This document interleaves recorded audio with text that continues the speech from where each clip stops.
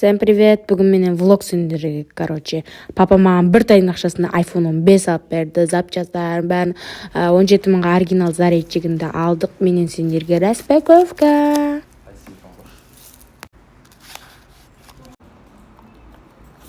Номерін сап, оған мегабайтын салып, барлығын бітірген соң морожен жеп, меми шопқа бардым. Мен маска алуға бардым. Бұл жақта мен екі көздің үстігін кетіретін екі маска мен 3 бетке жағатын маска, сосын кейін стрелка сатын, липочка и тату алдым. Воля. Сосын бұл жақтан шыққаннан кейін барып, осының атын ұмытып қалдым, короче, осындай алдым. 5,5 мыңға видео түсірем бой деп.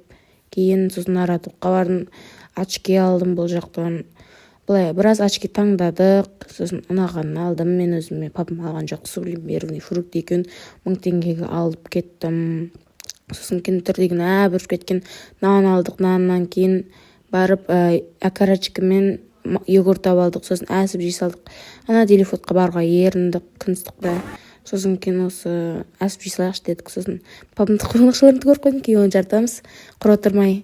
Бетінің жараларын көшірдім, сосын сабыға сабып, гамбург алып, сосын таксимен ары қайттық, суым ішіп, сосын кейін үйге кетсем, мынандай шашлик алдырып қойыпты, сол шашликті жедік. Тағыны кешкісін балапандарын қамаймын деп ем, аяғыма жағаш кіріп кетіп, осындай балдақ ұқсап қалған жайым бар. Енді короче, всем пока-пока.